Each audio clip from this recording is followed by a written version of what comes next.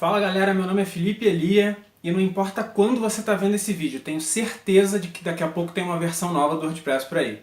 Você sabe como é que funciona o número de versão do WordPress?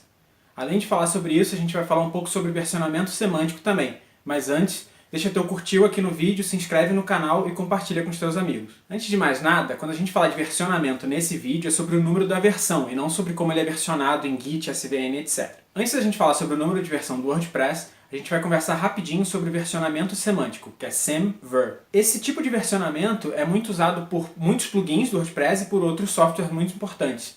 Então, a gente pode considerar que o semver é o tipo mais famoso de versionar coisas. O semver é dividido em 5 partes. As 3 primeiras são obrigatórias e as 2 últimas são opcionais. A primeira, o primeiro número, a gente chama de major. É a versão maior daquele programa. Toda vez que esse número trocar, quer dizer que entrou um recurso novo que pode quebrar a retrocompatibilidade daquele software. Por exemplo, você tem uma versão 1 de um programa, depois vem uma versão 2, aquela versão 2 possivelmente vai ser incompatível com a versão 1.9 ou 1.10 anterior do programa. Esse é a major version. O segundo número é o minor, que é a minor version, né, que é a versão menor. A gente atualiza esse segundo número quando a gente introduz um novo recurso e que ele não quebra a retrocompatibilidade.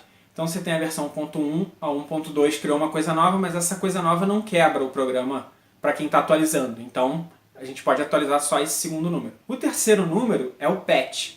É quando a gente resolve algum problema sem quebrar a retrocompatibilidade. Esses 3 primeiros números são obrigatórios. O major, o minor e o patch. Esses 3 primeiros números são separados por ponto. Depois você pode ter um tracinho que separa por uma etiqueta de uma versão de pré-lançamento, por exemplo, um alpha 1, alpha 2, beta 1, beta 2. Depois você pode ter um maisinho com uma etiqueta com metadado daquela construção, né, daquele build. Então esses 2 últimos números são opcionais, a última partezinha é muito opcional, mas normalmente quando a gente tem beta 1, beta 2, a gente vai ter essa quarta parte aqui de versionamento, né, de número de versão. O semver é um padrão importante porque você consegue comparar como é o histórico de evolução daquele software, né? Você tem a versão 1.1, você vai comparar com a versão 1.2 ou com a 2.0 e você sabe exatamente o que mudou e qual tipo de atualização você pode fazer sem quebrar. É óbvio que aqui a gente está falando de um cenário geral.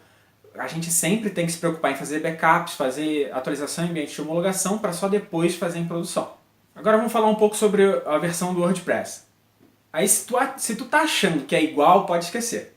Na verdade, o WordPress não tem patch, ele tem major e minor. E o major no WordPress são os 2 primeiros números. Então não existe o WordPress 5. Existe o WordPress 5.0 e o WordPress 5.1. Essas 2 versões são major versions do WordPress. Então você pode achar, do 5.0 para o 5.1, provavelmente nem quebrou nada. Pode ser que quebre. O WordPress tem uma preocupação gigante com retrocompatibilidade. Mas mesmo assim, o enunciado geral é de que do 5.0 para o 5.1 pode sim quebrar a retrocompatibilidade. Se você acha que não é bem assim, eu vou te dar uns exemplos. A interface do WordPress, essa que a gente conhece hoje, mais escura e tal, ela foi introduzida na versão 3.8 e foi uma baita modificação. A API REST, por exemplo, foi integrada ao Core na 4.4 e na 4.7, bem no meio do Branch 4. E recentemente a gente teve um caso bem diferente.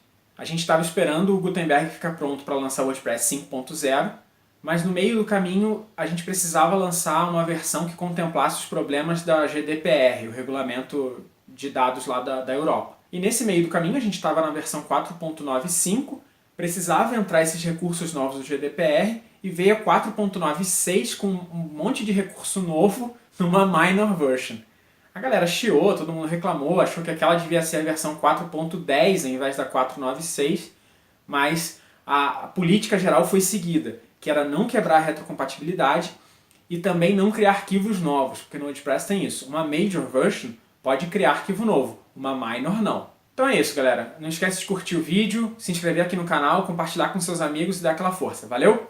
Tchau!